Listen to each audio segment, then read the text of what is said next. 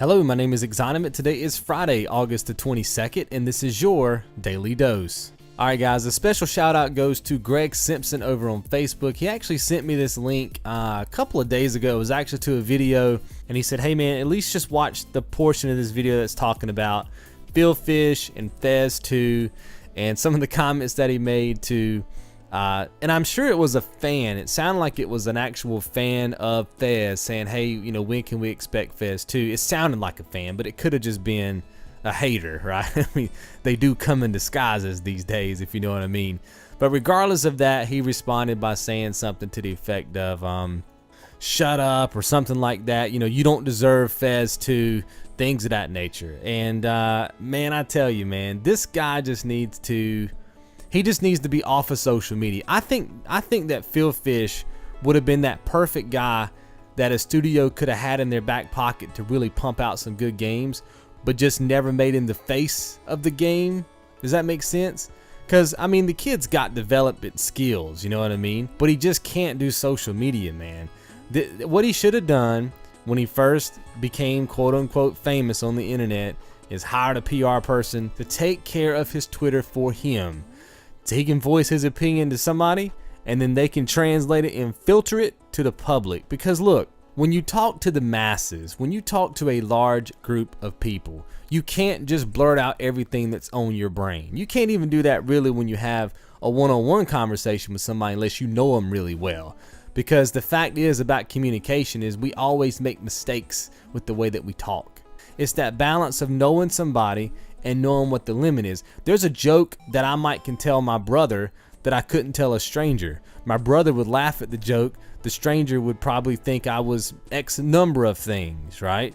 So it's all about that. And because he's having a hard time understanding what fans are and what haters are, these are two different sets of people.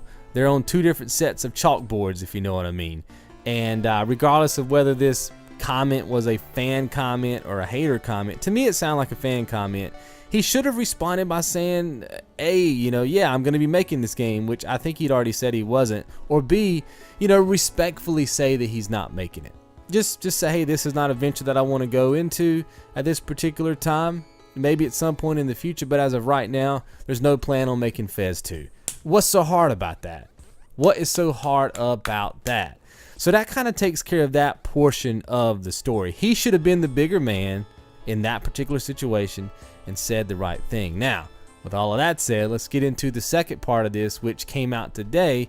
He's actually going to be supposedly selling the franchise Fez, and he's going to be selling his company as well. And he's basically telling anybody who has a reasonable offer, he'll take the offer. He wants the money, and he's outie. But now this is where things get crazy again, because I was reading an article that just came out today that's basically saying that a bunch of hackers, and notice that they use the word hackers. I don't know that they're gamers, probably gamers, but it doesn't say, it just says hackers. So that could be anybody, has basically found a way into his personal information. They've hacked his profile or accounts or whatever. Supposedly they have his social security number out on the internet now and a bunch of other stuff. And a lot of people are saying that it's staged and that it's really him that's done it. It's just too much drama, man. Too much drama. I will say this. If hackers did actually do it, and this is not some kind of staged event, which it's hard for me to believe that somebody would purposefully put their social security number on the internet, but it's the internet, people, right? We've seen crazier things. You know, if it is a true like hack job, that's sad, man. Look, at the end of the day, somebody has to be the bigger man in the room. You see what I mean? He got too attached. But on the flip side, if all this hacking nonsense is true, how easy would it have been for these hackers to just walk away? Just walk away, man. So like I said, guys, I'm not defending Phil Fish, but I am saying that the hackers who did this took it too far. He didn't deserve that. You know what I mean?